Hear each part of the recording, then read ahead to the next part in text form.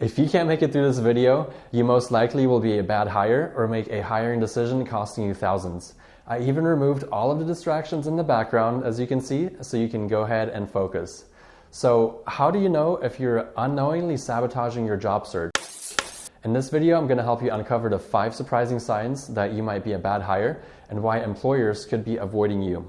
I want to flip the script with you, and we can see if making some of these changes could help you with the mistakes that you can learn from that could be costing you your dream job.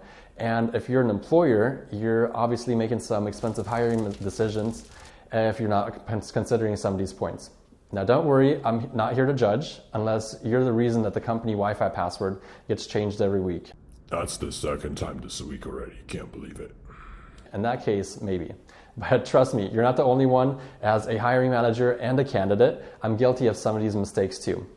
Now listen, I like you so much that I even added a bonus at the end. So if you stick with me towards the end, I'll give you a 6th sign for you to consider. As a recruiter, I've worked with countless companies and sat on thousands of interviews. I've placed over 250 people in my career, and I've had my share of bad hires as well. So I'm here to help you hire for and land jobs. And from the employer side, we all know that hiring mistakes are like bad tattoos. They're painful, expensive, and you'll be explaining them for years to come. So let's start off with the obvious: being late, unprepared for an interview, or not having read the job description. This goes to show to the employer that your care level is almost non-existent and that you most likely will not be prepared for meetings and presentations at work. Now, employers want reliability, and lack of basic preparation is a huge red flag for them. Think about it this way. Showing up unprepared to an interview is like showing up to a wedding in sweatpants. Everyone knows that you didn't put in the effort. And also, if you can't be on time for the interview, why should the company believe that you'll be on time for work and not hold everyone up as well in the process? Now, this next one is going to be sneaky, but just as damaging: being hard to reach and having poor availability. If a recruiter or hiring manager struggle to get a hold of you and your availability is all over the place, they might assume that you're not serious, or even worse, that you're unreliable for the job. Bye, have a great time. In my field, we call it talent acquisition, but in some days it feels more like a never-ending game of hide and seek with the candidates just because we're trying to herd them like cats. I'd say this: if you want a job, make it really easy for the people to hire you and respond promptly, be flexible with your schedule, and don't be vague about moving forward with a recruiter or hiring manager. On the company side, you want to watch out for candidates who are difficult to manage through the entire hiring process, as this will lead to bigger problems in the future. Now look, hiring managers and recruiters, they're not your exes. They're not going to double text you, and they're not going to be chasing after you if you don't respond. So definitely keep that in mind. Next up is job hopping.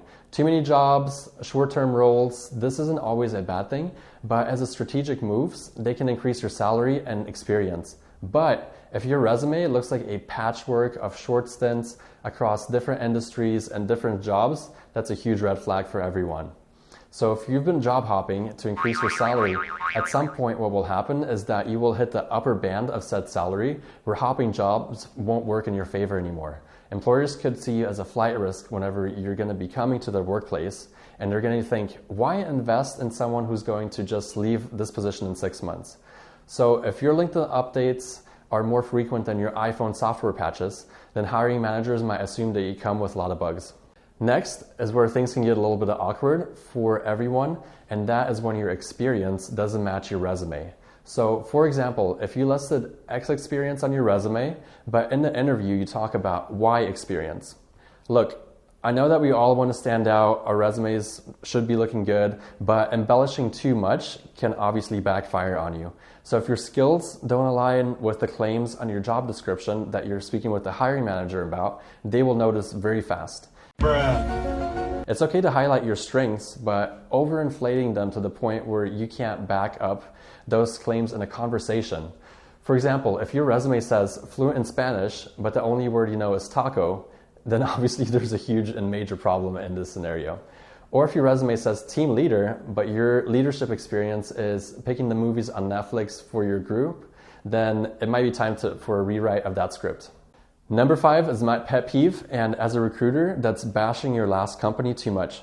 Now look, venting about bad job experience is totally okay and understandable, but spending the entire interview bashing your last employer, that's a huge red flag as for a recruiter and hiring manager. It signals that you might not take ownership of the situation, and even worse, that you might be bringing drama into the new workplace and impacting others' job performance. So if you've had a bad job offer or a bad job in the past, an employer might start questioning your decision-making process and think that it might be off. So instead of focusing on the negatives, shift the conversation to what you learned and what you're looking for in the next position to demonstrate your skills and background. Now look, I get it. I'm sure that some of your last jobs might have been a dumpster fire, but no one wants to sit there and listen to a firefighter who stands around talking about the flames.